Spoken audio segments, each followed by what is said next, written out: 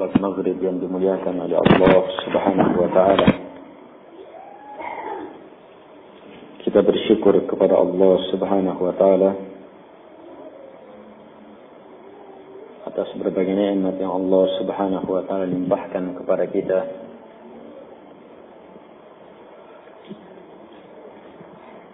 Ramadan telah kita selesaikan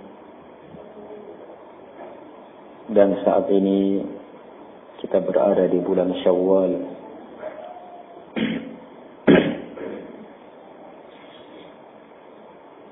Bulan Syawal sangat berhubungan dengan Ramadan. Di antaranya karena di dalamnya terdapat 6 hari berpuasa, 6 hari Syawal yang sangat berhubungan dengan Ramadan. Sebab siapa yang berpuasa di bulan Ramadan dan dia susul dengan 6 hari di bulan Syawal, maka seperti berpuasa setahun penuh.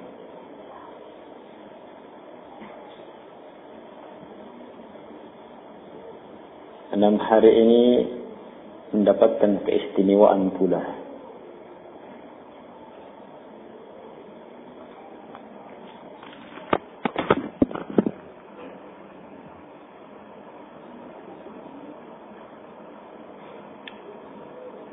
Hubungan yang lain dapat kita lihat karena Ramadan adalah bulan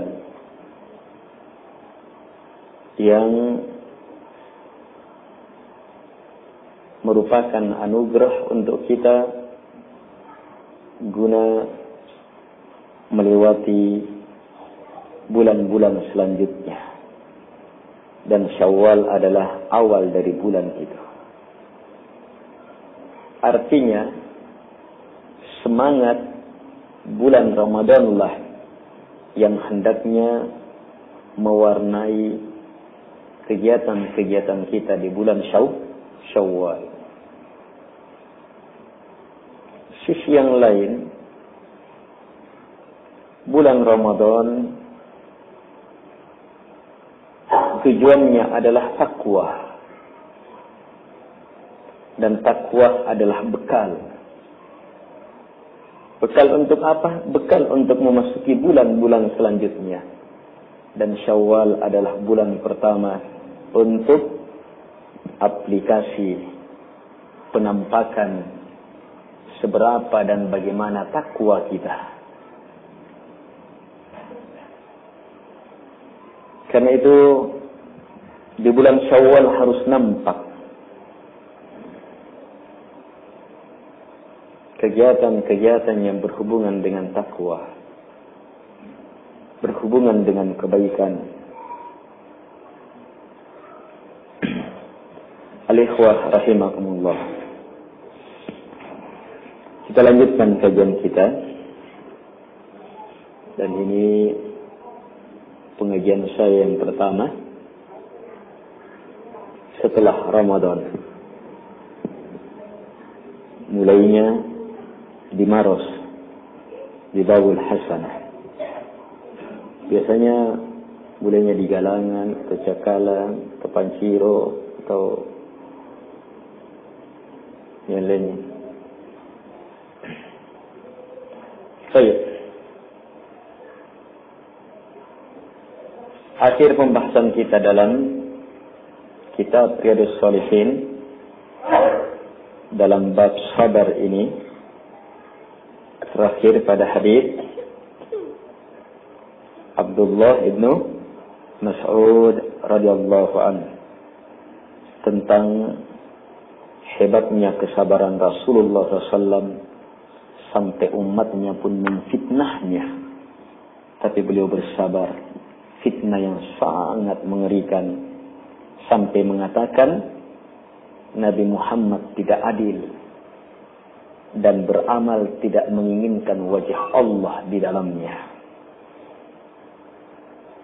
Ini fitnah, dan fitnah itu lebih keji daripada pembunuhan. Tapi Rasulullah SAW yang mendapatkan fitnah ini sampai muka beliau merah. Hebatnya itu serangan, hebatnya itu tekanan. Muka beliau sampai memerah, tapi beliau tetap mampu menguasai diri. Beliau tetap mampu berpikir dengan pikiran yang benar, bersikap dengan sikap yang benar. Beliau berkata, siapakah yang adil jika Allah dan Rasulnya tidak adil? Kemudian beliau mengambil pelajaran melalui Nabi Musa alaihi salatu wassalam, salah seorang dari Nabi Ulul Azmi.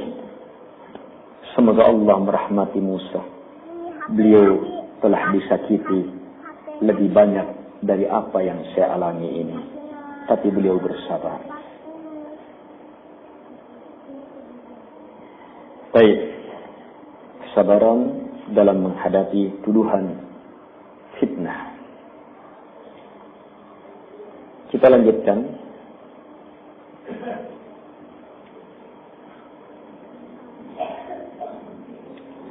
Qala al-Imam Abu Zakaria Yahya ibn Sharaf An-Nawawi rahimahullahu ta'ala, wa an Anas radhiyallahu anhu qala qala Rasulullah sallallahu alaihi wa ala alihi wa sallam, idza arada Allah bi 'abdihi khairan ajjala lahu al-uqubata fid dunya,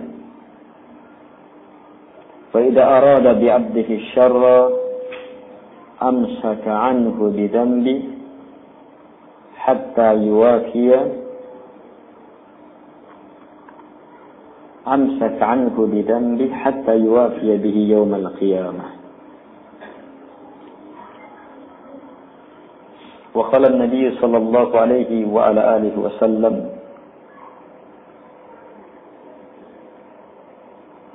inna 'idhamal jazaa ma'a 'idhamil balaa, wa inna Allah ta'ala idza ahabba qauman ibtalahum faman radiya falahu ridha wa man sakhita falahu as-sukht. Rawahu Tirmidzi wa qala haditsun hasan.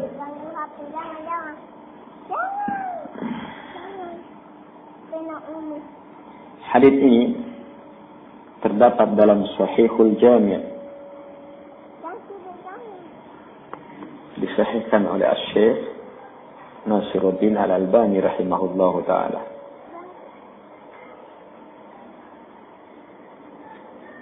Dari sahabat Anas radhiyallahu anhu, beliau berkata bahwa Rasulullah sallallahu alaihi wa ala alihi wasallam bersabda, idza arada Allahu bi 'abdihi khaira. Situ khairan atau al-khaira? Khairan. Pakai al situ.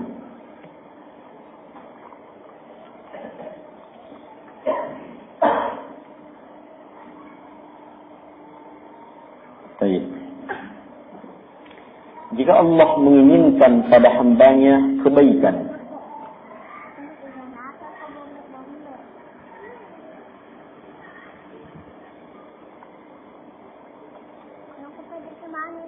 maka ajjala lahul uqubata fid dunya. Allah segerakan siksaannya di dunia.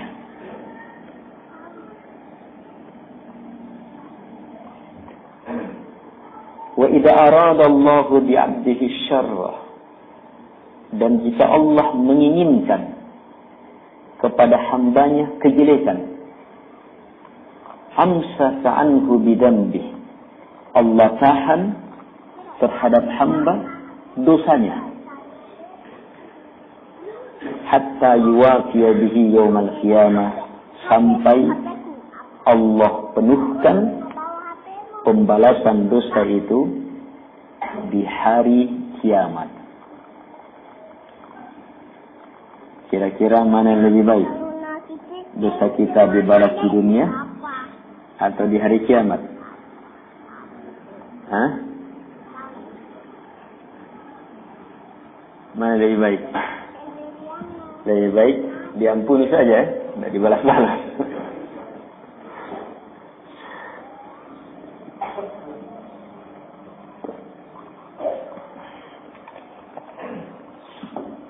Dosa itu berakibat.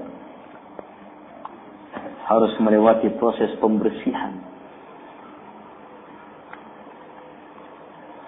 Ada yang dibersihkan di dunia, ada yang dibersihkan di akhirat.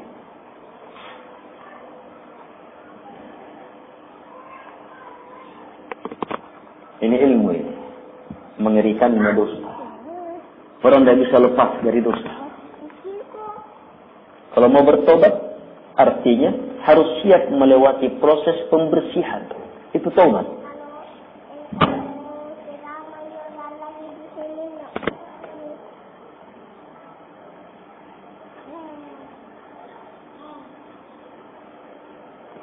Kalau orang jujur dalam bertaubat, artinya dia siap melewati proses pembersihan.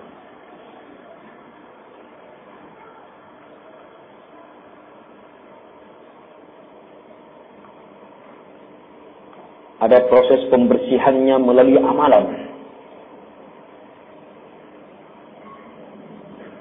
Ada juga melalui ini, dikasih uqubah, dikasih bencana, siksaan, sesuatu yang pedih di dunia. Ada juga hal lainnya sesuai dengan hikmah Allah Subhanahu wa taala.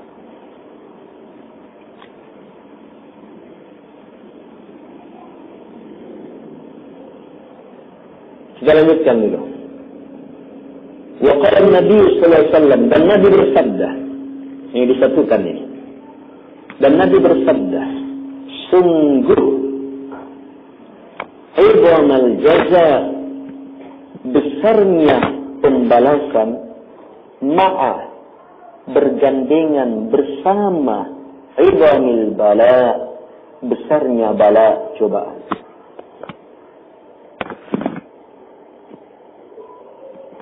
Kemudian Nabi tegaskan lagi, wa inna Allah, dan sungguh Allah, idza ahabba qauma, jika mencintai sebuah kaum.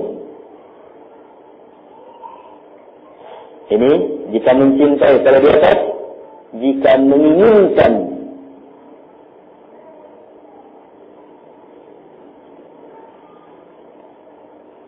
Kalau di atas ada dua keinginan. Keinginan baik, maka dikasih siksaan di dunia. Keinginan jelek, ditahan dosanya, tidak diapa-apai, tapi nanti di akhirat baru diproses. Nah, kalau di sini Nabi menegaskan, sungguh Allah jika ahabba qauman, mencintai sebuah kaum, ibtalahum, maka Allah pasti menimpakan bala kepada mereka. Berarti keinginannya mana ini? Hah? Yang baik. Sama ya? Ini ilmu penting bahwa makna iradah, di antara makna iradah adalah cinta. Tapi tidak semua keinginan itu bermakna cinta. Sebab di antara keinginan bermakna keinginan kauniyah, masyiah, semata kehendak. Yang kehendak itu di dalamnya ada hikmah.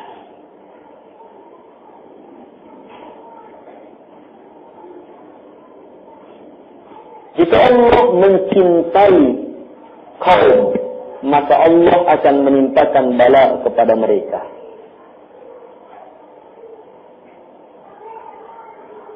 Ditimpakan bala. Sebab kalau Allah cinta. Terus apa yang diinginkan? Lihat selanjutnya. Famar ridha, maka siapa yang ridha? Tidak dikatakan siapa yang sabar menghadapi bala. Tapi dikatakan marradiyah, siapa yang ridha? Ini di atasnya sabar ini. Falahur ridha, maka baginya ridha Allah Subhanahu wa taala. Bukan sekedar surga, tapi ridha Allah lebih hebat dari surga. Sebaliknya, wa man sakhita, siapa yang justru marah, tidak senang terhadap cobaan Allah, falahus sukht, maka baginya murka Allah. Dapat murka.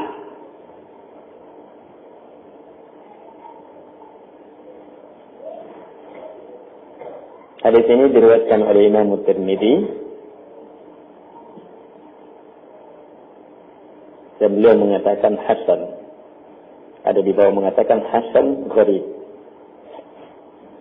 Baik, hadis ini dapat kita jadikan pegangan dalam beragama, dikuatkan oleh beberapa ahli hadis.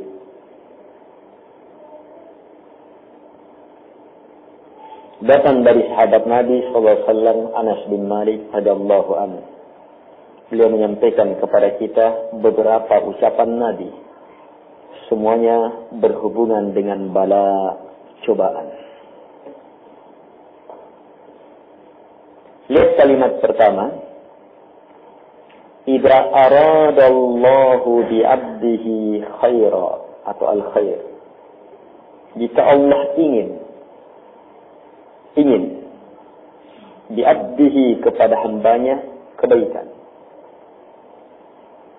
maka Allah segerakan untuk hambanya al-uqubah, hukuman.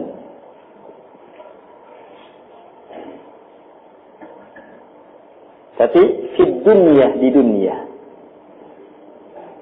Bagaimana bentuk uqubahnya? Macam-macam. Bisa dalam bentuk sakit, bisa dalam bentuk gagal panen mungkin, atau mungkin kehilangan barang, atau ada yang fitnah tuduh dia, menyakitkan yang dia rasa, atau berhubungan dengan yang dia miliki, hartanya Allah ambil dan seterusnya, atau berhubungan dengan keluarganya, anaknya, itu uqubah juga. Jadi jangan disangka anak kita sakit tidak lepas dari itu, terlepas dari orang tuanya, tidak.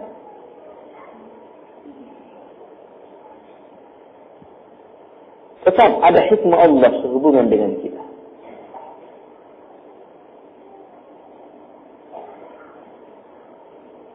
Itu semuanya masuk dalam hadis-hadis sebelumnya. Sesuatu yang bisa menggelisahkan kita, menyakitkan kita, semuanya menjadi penggugur dosa. Kalau kita ihtisab, dapat pahala sabar. Soal kalau anak kita sakit, kita juga ikut menderita. Menderita. Bahkan kita mungkin yang lebih emosi. Iya. Kita mungkin yang lebih emosi. Apalagi kalau sudah ketemu anak sakit. Ada masalah di kantor. Gagal panen lagi. Kalau punya sawah. Sudah. Tapi siapa yang mampu bersabar? Maka hadis yang lalu menjelaskan apa? Penghapus dosa. Sekedar itu penghapus dosa. Di sini terlihat kebaikan Allah. Jadi sekedar zakat itu sudah menghapuskan dosa. Itu baik. Baik sekali.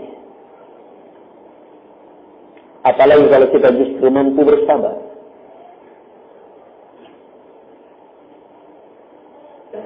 Lebih hebat lagi.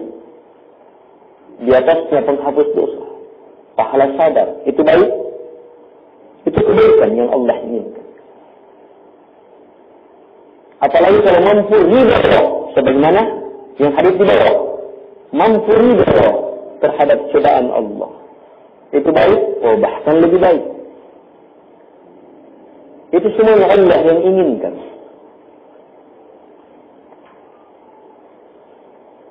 Perhatikan, Allah yang menginginkannya.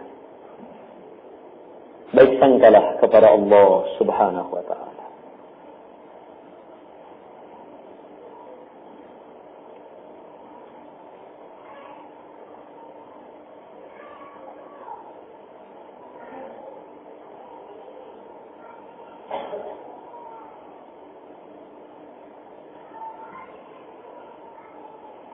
Hadis yang kedua memperjelas bahwa besarnya pahala bergandengan dengan besarnya cobaan.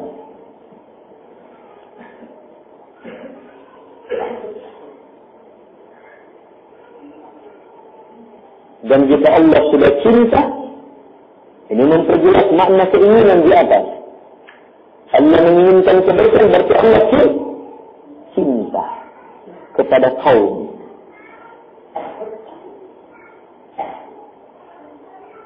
Kalau Allah sudah cintai kita, inginkan kebaikan kepada kita, bentuknya Allah uji kita, tapi kemudian kita justru marah, pantas dapat murka.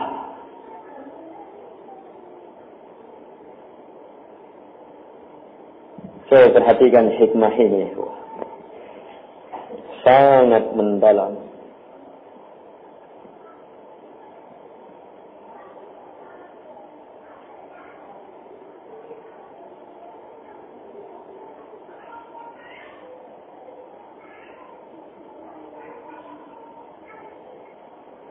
Di sini ridho, maka baginya ridho.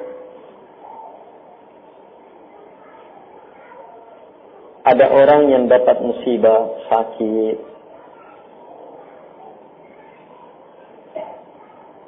yang dia tidak bisa lepas dari penyakit itu.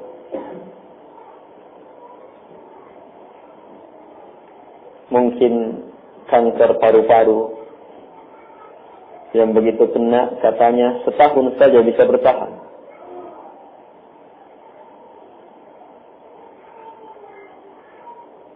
Seperti yang dialami oleh mantan Menteri Kesehatan Ibu Endang Rahayu.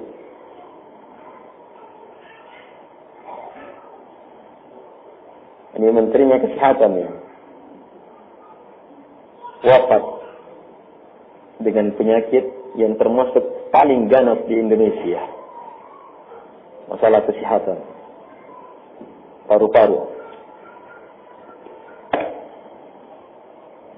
Bulan Mei ya. Saya baru baca Qurannya tadi.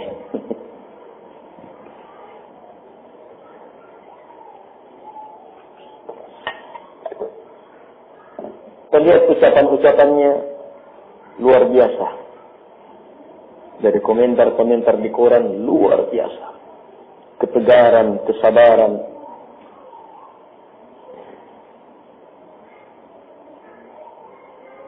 Saya lupa kalimatnya. Yang jelas nadanya di antaranya, ini yang Allah inginkan untuk saya. Ada hikmah di balik ini.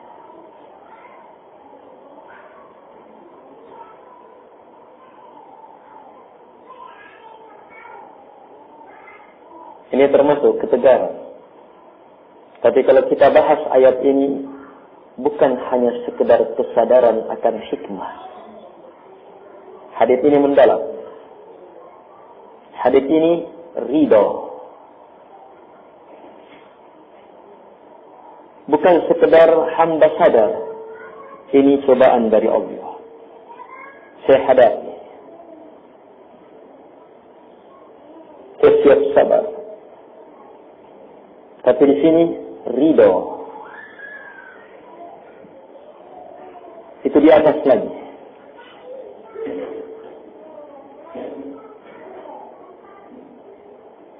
Dan keridhaan ini sangat berhubungan dengan tauhid.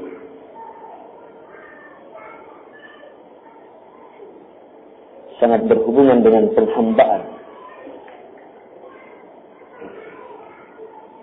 Mungkin ada orang kafir meyakini ada yang bisa disembah selain Allah. tapi yakin Allah yang menurunkan musibah dan dia sabar. Ada? Mungkin ada. Dan banyak peristiwa tentang ini dibahas di buku-buku. Tapi sebagai hamba Allah yang sebenarnya, ada kesabaran yang lebih hebat dari itu, lebih indah dari itu.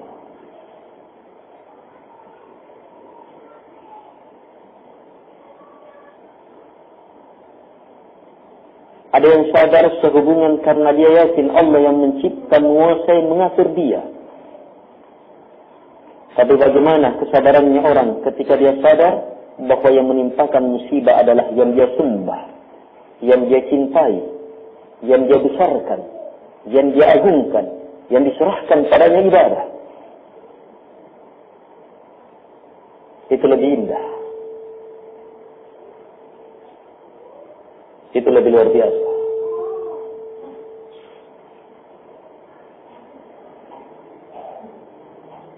Ini jenjang hidup. Dia justru mampu ridho. Saya ridho. Faman radiya falahu ridho. Siapa yang ridho baginya ridho. Ini ridho yang biasa ini. Kalau dibilang ridho berarti surga masuk di dalamnya. Kalau hadis-hadis sebelumnya baginya apa? Surga. Tapi ini langsung disebutkan ridho. Jenjang yang sangat luar biasa di surga. Kenikmatan yang tertinggi di surga.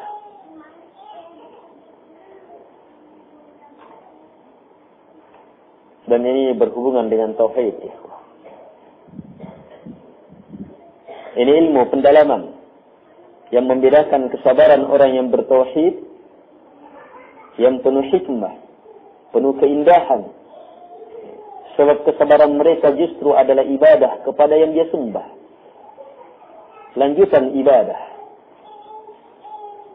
Orang yang bertauhid dalam posisi apa? Meyakini hanya Allah yang berhak disembah, selainnya tidak.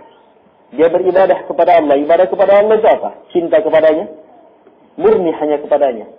Mengharap kepadanya, murni harapannya hanya kepadanya. Takut hanya kepadanya, hanya kepada Allah. Allah timpakan musibah. Dia sabar dan tetap dia cintai Allah, tetap mengharap kepada Allah, tetap takut kepada Allah Subhanahu wa taala. Ini ridha.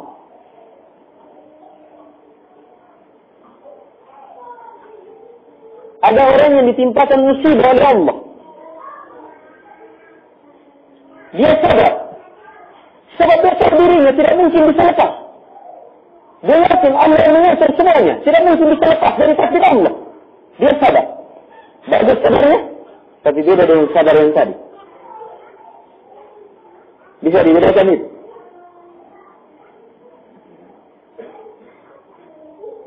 Ini ilmu penting supaya orang tidak terkecoh, dan banyaknya orang yang terkecoh di sini. Ketika melihat kesabaran sebagian orang-orang kafir, ada orang kafir ditakdirkan dia penyembah salib, penyembah selain Allah, penyembah anak Tuhan, dan semacam itu. Sembahan sangkaan semuanya.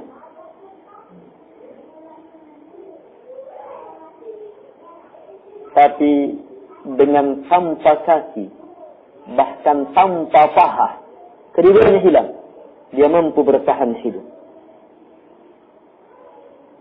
Dia mampu tetap berusaha. Bahkan mendapatkan jodoh yang normal, cantik, anak, dan dia bahagia dengannya. Tapi penyembah selain Allah. Indah hidupnya, indah dalam tinjauannya. Tetapi keindahan hidup orang yang bersabar sebagai hamba Allah di atas semua sangkaan itu. Tapi orang yang dangkal ilmu agama yang sudah mulai ada, coba lihat. Siapapun, apapun agama kita, orang tetap bisa menempuh jalan kebahagiaan. Kebahagiaan yang ditawarkan oleh Allah jamaah di atas semua itu. Itu kebahagiaan sesaat. Kita lihat akhir kehidupan kita. Firaun hidup bahagia, berpuluh tahun hidup bahagia.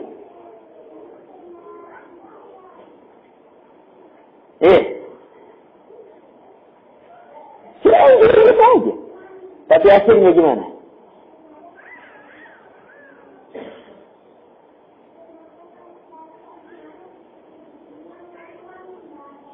Miliki tauhid.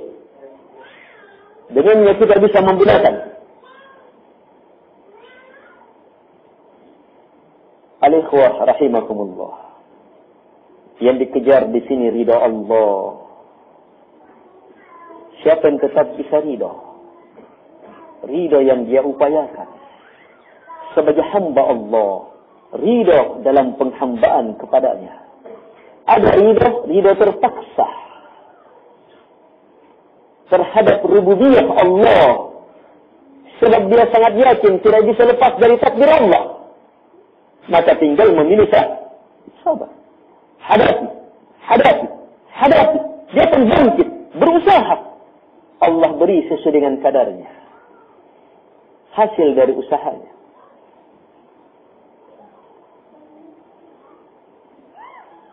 Tapi yang seperti itu bukan kehebatan.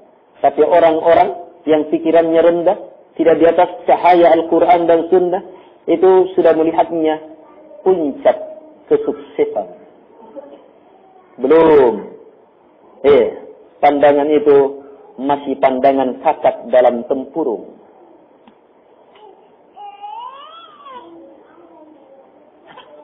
Al-ikhwah rahimakumullah. Pandangan Islam luas dan sangat luas. Dalam dan sangat dalam. Keindahan yang terdapat di dalamnya di atas seluruh keindahan semua di luar Islam. Al-ikhwah rahimakumullah. Ratu Balqis, Ratu Saba. Sebelum ketemu Nabi Sulaiman, jadi seorang ratu yang sukses. Sukses luar biasa. Memimpin negeri Saba. Sampai-sampai Nabi Sulaiman tidak mengetahui berita tentangnya. Nanti datang berita dari Hudhud. Burung Hudhud yang memberitakan. Ada kerajaan besar, makmur, di bawah pemimpin seorang wanita. Ini sukses apa ini?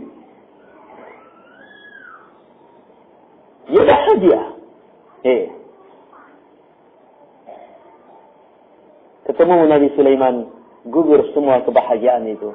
Berganti dengan kebahagiaan sebagai hamba Allah. Sebagai seorang muslim. Dia bahagia dengan kerajaannya. Orang-orangnya tunduk kepada dia. Dan dia adalah wanita yang sangat berakal. Mampu mendidik, menuntun, mengarahkan negerinya, rakyatnya dengan keadaan yang sangat baik. Wanita yang sangat berakal. Lihat ketika datang tantangan Nabi Sulaiman. Dia tidak langsung bertindak. Dia kumpul. Musyawarah. Padahal dia dalam posisi apa? Dalam posisi melihat dirinya betul-betul hebat kerajaannya, kekuasaannya. Negeri penyembah matahari.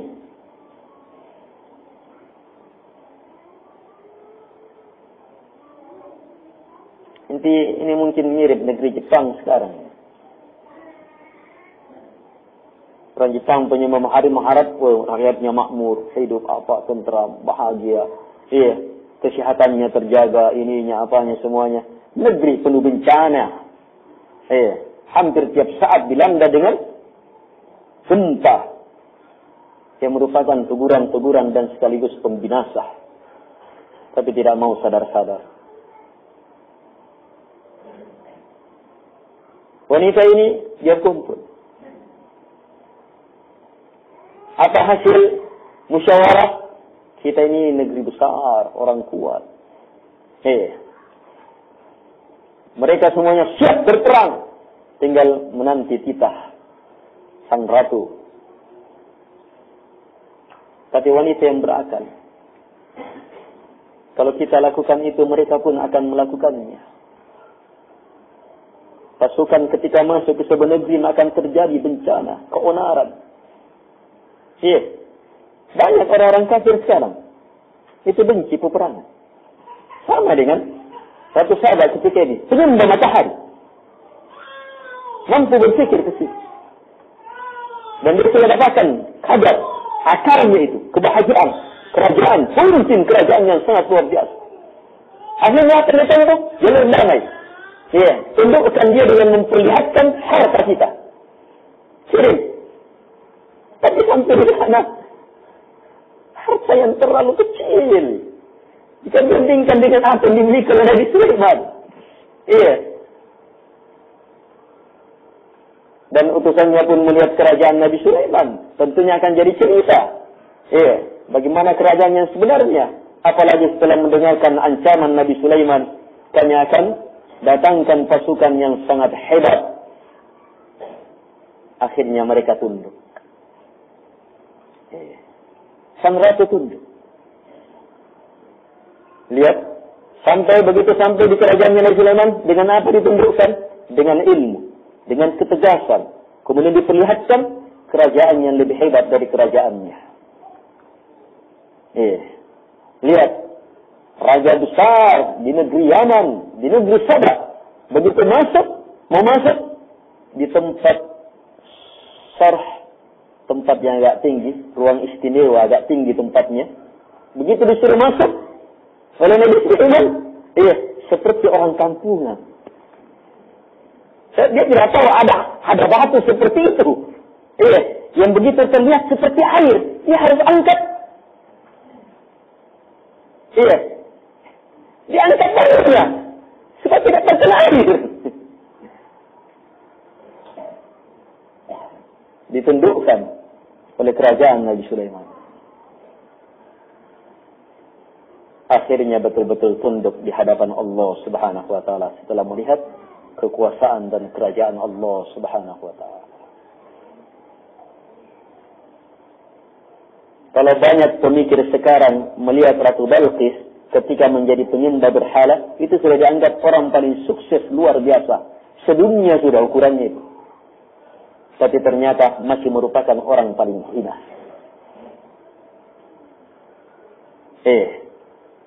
Nanti sukses luar biasa dia ketika bersama dengan Nabi Sulaiman. Datang sebagai hamba Allah. Kami Islam bersama Nabi Sulaiman. Islam kepada Rabb alam semesta.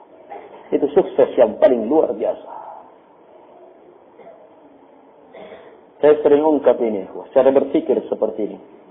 Dan rumit, ini cara berpikir seperti ini rumit bagi kebanyakan orang. Tapi orang yang paham tauhid langsung tembus. Jelas. Ini ukuran yang paling jelas.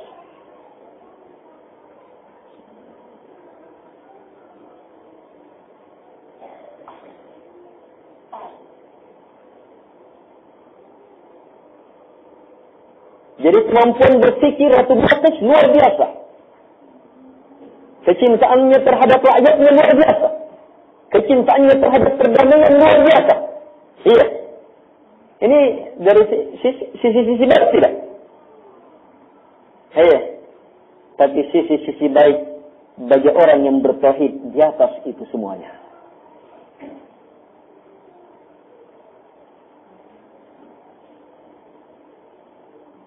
Lihat itu. Ini menyebabkan banyak pemikir, gugur, rendah dalam beragama.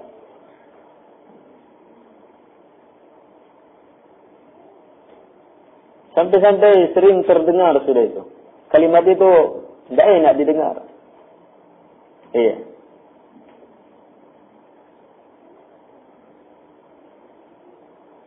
Dari sisi ketulusan kita kalah dengan negeri ini. Dari sisi kejujuran kita kalah dengan negeri ini. Disebutlah Jepang, Taiwan, Singapura. Kita kalah dengan orang-orang Korea. Pemakan manusia.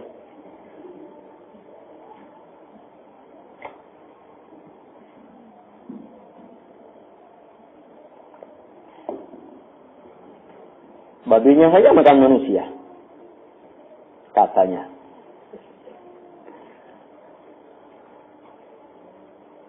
Itu kalimat menjijikkan. perlu mereka dijadikan contoh. Teladani sahabat Nabi SAW. Lagi pula kejujuran mereka, kejujuran apa? Ikhlasnya mereka, ikhlas apa?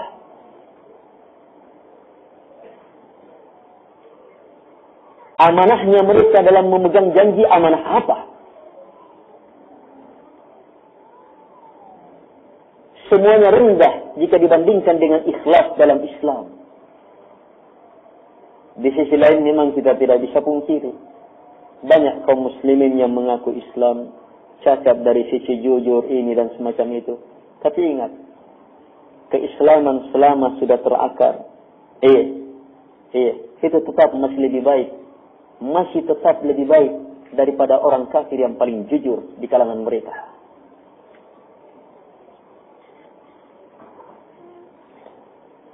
Masih tetap lebih baik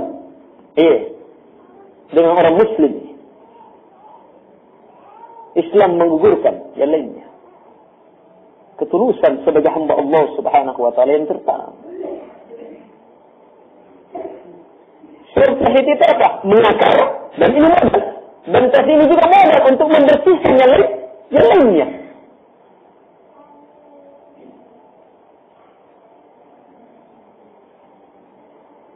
Orang begitu menerima tauhid, tidak langsung sempurna akhlaknya. Tidak langsung. Begitu para sahabat Nabi SAW menerima la ilaha illallah, apakah mereka langsung meninggalkan zina?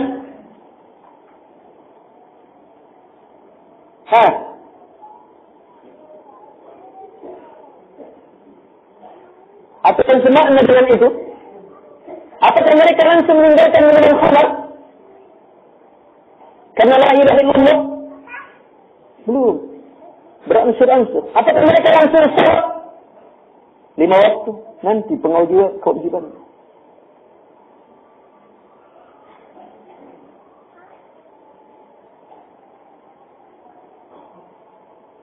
Banyak penceramah di sisi lain buruk sangka terhadap kaum muslimin, terlalu membesarkan orang-orang kafir.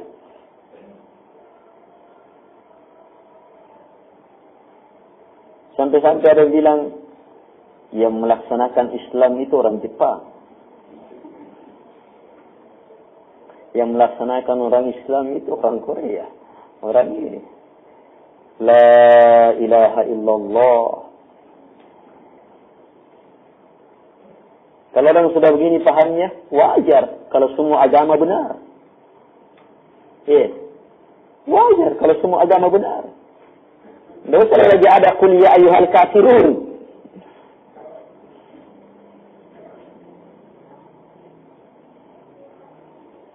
Kenapa jamaah ada pikiran seperti ini?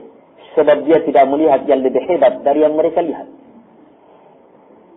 Dangkal pikirannya. Disitulah kebodohan yang sebenarnya. Kebodohan masa jahiliyah. Sadarkah kita kebodohan masa jahiliyah? Kebodohan dalam pikiran kesyirikan. Cara berpikirnya dangkal. Apa tidak masyarakat jahiliyah di zamannya Nabi SAW? Itu jahiliyah seperti orang daya yang tidak pakai baju, atau orang apa itu yang di Mamuju yang masih tinggal di hutan. Saya di Mamuju.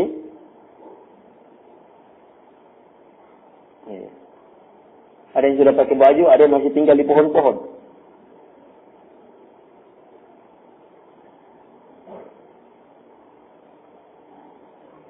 Itu di dalam jahiliyah? Tidak. Masyarakat jahiliyah zamannya Nabi, menghargai tamu, betul-betul memuliakan tamu. Tapi jahiliyah.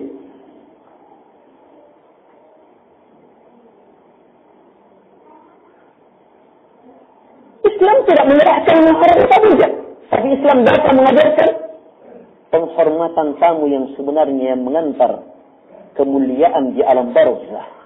Ini yang tidak dijangkau oleh banyak orang yang menganggap dirinya pemikir, cendekiawan. Kedudukan di alam akhirat, kedudukan di sisi Allah Subhanahu wa taala, ridha Allah. Lafaznya Nabi ini ridha Allah. Sudah langsung tuntas. bukan ridhonya manusia.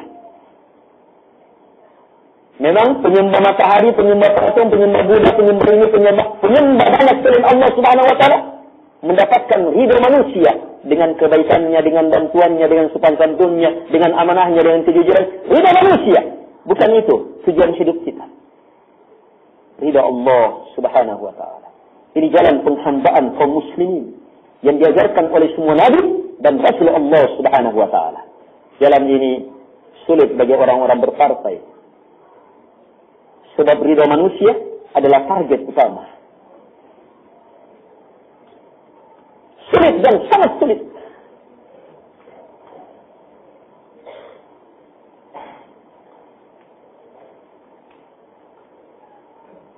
Al-ikhwah rahimahumullah. Faman radiya falahu ridha. Maka siapa yang ridha baginya ridha Allah. Wa man sakhita falahu sukht. Maka siapa yang murka baginya murka Allah. Keadilan Allah. Ini jenjang Allah sudah cintai. Banyak sehubungan dengan cinta. Ya. Allah inginkan kebaikan untuknya. Dihapus dosanya, diangkat derajatnya. Tapi justru dia marah dengan murka. Dengan apa? Bala dari Allah. Maka pantas dapat murka. Ini ilmu yang sangat luar biasa. Menggugurkan buruk sangka di dalam hati. Sabarlah, sabarlah. Harapkan ridha Allah Subhanahu wa taala di balik musibah yang menimpa. Sekali lagi dan sering saya ingatkan, kita paham ini? Kita paham? Jelas? Iya. Tapi ilmu yang sebenarnya saat musibah menimpa kita. Di situ ilmu yang sebenarnya. Camkan itu. Saya sendiri rasakan. Saya terlalu paham ini. Jadi kalau dapat musibah, kita bisa sangat paham. Saya bisa jawab. Apalagi kalau musibahnya sudah double. Iya. Belum habis sakitnya anak yang pertama, anak kedua menyusul. Belum habis sakitnya, orang tua juga sakit. Sementara kita yang tanggung. Ditambah lagi, perdagangan ini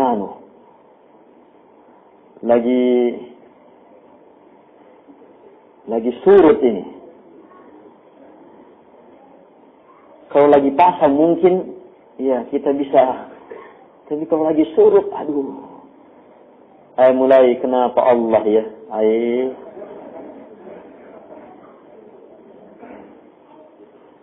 Di sana ilmu. Coba di saat itu kita baca hadis ini. Idza aradallahu bi 'abdihi khairan. Jika Allah inginkan kepada hambanya. Nabi bilang hambanya Allah. Nabi bilang jika Allah inginkan sama manusia, tidak. Ini penghambaan. Idza ahabballahu qauman, ini cinta. Jika Allah cintai sebuah kaum. Ini luar biasa ini. Keinginan baik, cinta Allah. Allah cintai sudah kita. Allah inginkan kebaikan kepada kita. Sabar. Sebab kebaikan Allah Subhanahu wa taala yang tertinggi, apalagi yang tertinggi, itu harus dilewati dengan kesungguhan yang sangat berat. Dari sini kita bisa mengetahui kadar kesabaran. Sabar itu bukan ucapan, bukan sekedar dipahami. Lihatlah bagaimana menghadapi cobaan yang Allah timpakan kepada kita. Semoga Allah Subhanahu wa taala menjadikan kita seluruhnya ke dalam golongan hamba-hambanya yang bersabar. Terakhir, ingat, kalau Allah inginkan kejelekan, berarti Allah inginkan kejelekan juga. Kalau Allah inginkan kejelekan, maka Allah tahan dosanya. Nanti di hari akhirat dikasih. Di hari kiamat dosa itu sekecil dosa sangat mengerikan.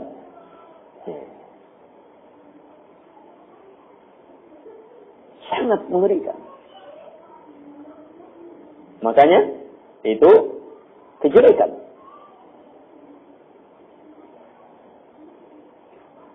Ini ilmu yang menyempurnakan ilmu tadi.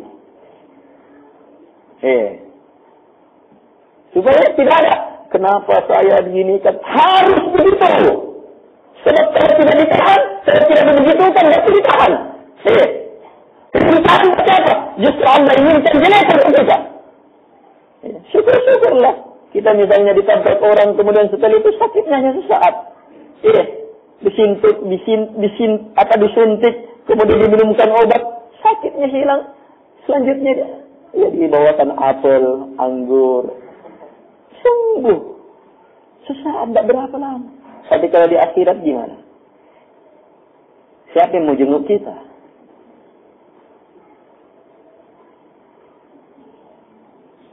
Ini semakin menyempurnakan. Dua sisi ya. Bisa dikatakan dua sisi ini. Itu tadi yang pertama yang luas kita bahas. Keinginan baik itu. Yang kedua, hati-hati, keinginan jelek kalau kita tidak dapat. Karena itu tutup. Jangan menganggap Allah gila. Justru keinginan jelek kalau kita tidak dapat musibah.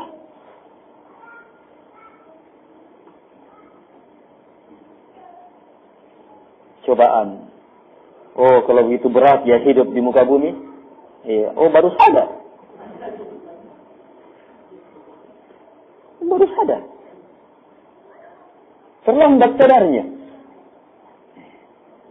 Terlambat sadarnya hidup di muka bumi itu.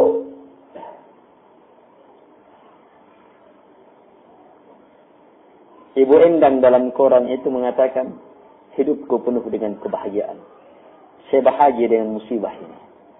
Dia mampu merasakan bahagia dengan musibah ini. Tapi kasih tanda petik. Di atas kebahagiaan yang baik ini, ada yang lebih baik lagi. Keikhlasan yang menentukan. Ketaatan di atas agama yang menentukan. Yang berhubungan langsung dengan cinta kepada Allah. Cinta kepada Allah, harapan kepada Allah, dan takut kepada Allah. Ada orang yang mampu bertahan. Sebab apa? Dia menantikan penghargaan dari penguasa, dari manusia. Ridhonya manusia yang dia cari. Dia senang begitu manusia tersenyum dan menyebutnya sebagai apa? Orang-orang yang tegar dalam menghadapi musibah. Dia senang dan itu yang dia cari. Tapi justru ini perusak agama. Ria, lawan besar dari keikhlasan.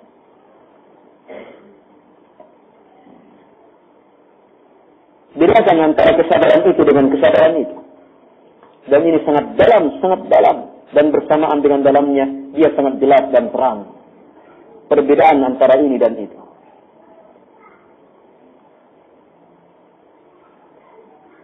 Al-ikhwah rahimakumullah. Semoga hal ini ada manfaatnya. Ramadan itu bulan kesabaran. Sangat berhubungan dengan ini. Sekian. Subhanakallahumma bihamdik. Asyhadu an la ilaha illa anta.